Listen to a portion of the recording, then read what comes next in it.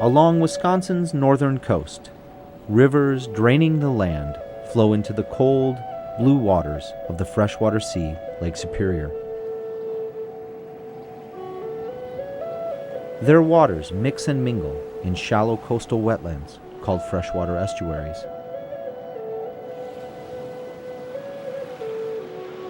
Just as Lake Superior shapes them, the estuaries in turn influence the lake through the quality of the water they send her in a dynamic relationship that affects the people, wildlife, and plants of the region.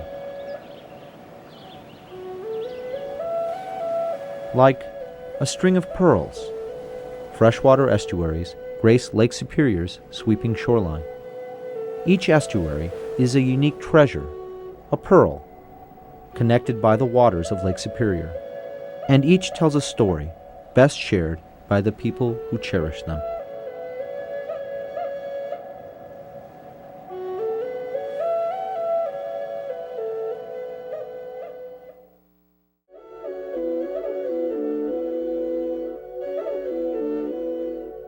From the time that mile-high glaciers covered this land to today, the impact of Lake Superior's fluctuating water levels has been etched on the landscape at Bark Bay. Change occurs in a number of different temporal scales, and of course the big change was the fact that the glaciers left. Prior to that time, there was what we call a proglacial lake, and we were standing here, we'd be under about 400 feet of water.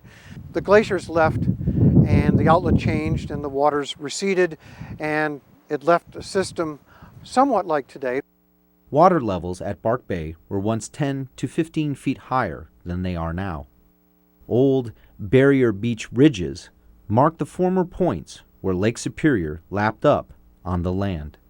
This is what we call a coastal wetland complex, and it's complex in the sense that it has a number of different vegetation types. We're on the peatland part, but if we looked all back in this direction, we would find that there's a river coming in, the Bark River, that drains into the system from the upland, and it finds an outlet to Lake Superior.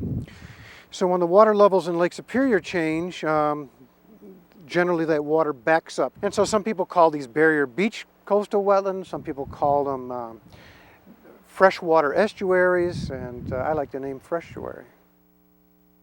Partially protected as a state natural area, the Bark River Estuary is called a pulse-stable community.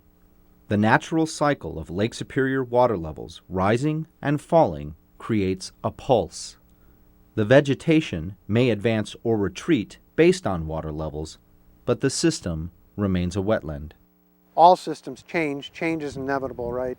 But what's the rate of change? Of course, the question is, are humans speeding up that process? The difference between a natural eutrophication or enrichment of an area and what we call cultural eutrophication is something we ought to know. Is if we're pushing this wetland in a direction that it's something that it was, we should know that.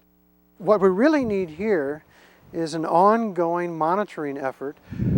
If we find a few exotic plants coming into the system, it's a lot easier to do something with them, take them out, when there's only 2 or 3 stems, and as opposed to when it's sort of taken over a quarter acre. We've got, for example, a large clone of giant reed grass. The Latin name is Phragmites.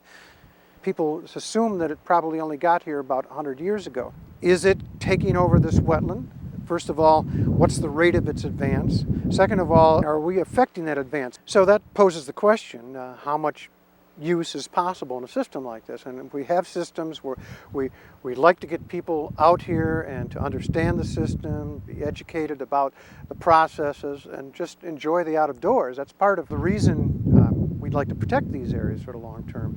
But there's a bit of a balance we have to figure out. I mean, is there a limit on the use in these systems? And so part of the research might be from that sort of cultural side.